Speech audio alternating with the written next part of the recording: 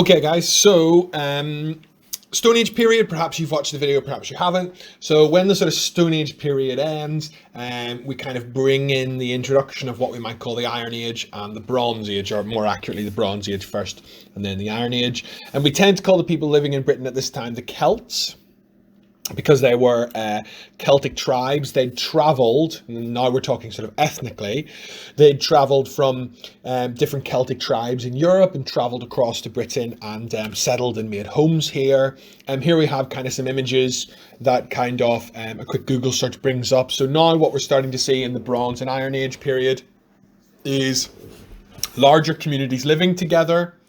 We're starting to see the introduction of metal, which is a really, really important discovery in both bronze and iron, and that changing how we live and the different things that Britons can make and use to live and survive. So here we go, ethnically, a mix of people already living in Britain and Celts from Europe who brought their own beliefs and practices that mix with the Britons. And that's really important to know, that kind of when we change a period in British history, it's not suddenly like all the people who were living in Britain in the Stone Age time, well, they all just left and some new people arrived to take over. It's this mixture of all these different peoples living together and them having an influence on the culture that was in Britain at the time. Socially then, living in small communities, villages, traded with each other, travelled between each other. Families would have lived together in sort of one house. And we would expect to see sort of thatched roofs, that sort of situation in terms of building the house. Economically, again, kind of jobs. We're starting to see the earliest coins. The introduction of metal starts to see more jewellery in that metal style, bronze in particular. They were also known as particularly fierce warriors, and fighting and battle would have been very important to them as well. And they would have continued what we might have called the Stone Age jobs: fishing, hunting, making clothes, building homes. Important new job as a blacksmith. That's someone who works with metal and makes things out of metal, not just jewelry, but also tools, weapons, and equipment that they might have used to live and survive.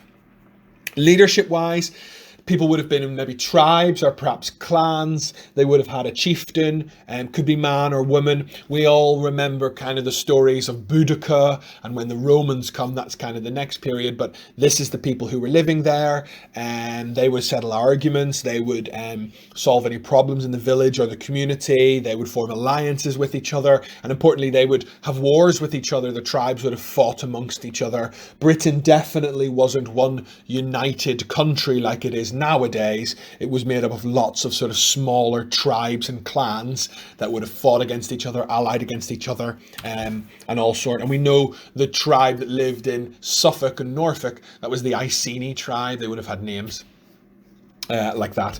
Culturally then, people are now sort of staying in one place, so are now starting to share more responsibilities. We start to see early board games. We've discovered early board games. We've discovered that they used to use more advanced weaving and clothes making. Life still would have been tough, lots of work to do, lots of farming. Most people would have had to farm, keep animals, but that would have been culturally important to them. Also, as you can see from the image, fighting, battle, warrior, the warrior nature would have been very important to the Celts living in Britain in the Bronze and Iron Age.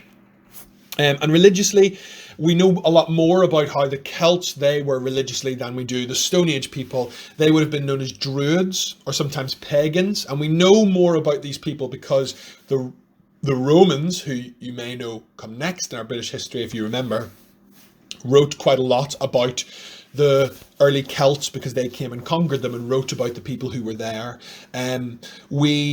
We know that they were Druids. They practiced a religion called Druidism. There are still some people who call themselves Druids nowadays, but it's not a particularly popular religion nowadays. Stonehenge is an example of sort of Bronze Age, Iron Age religious worship, Druidish worship. We're still, as historians, we're still not entirely sure what purpose it served, or how exactly it was built. But we know it was an important religious monument statue for the Bronze Age and the Iron Age people. And just to recap before we finish our Bronze Age or Iron Age, so we know Stone Age, Bronze Age, Iron Age, we've got those periods, and we don't need to worry too much about life as a child. That kind of links more to our history.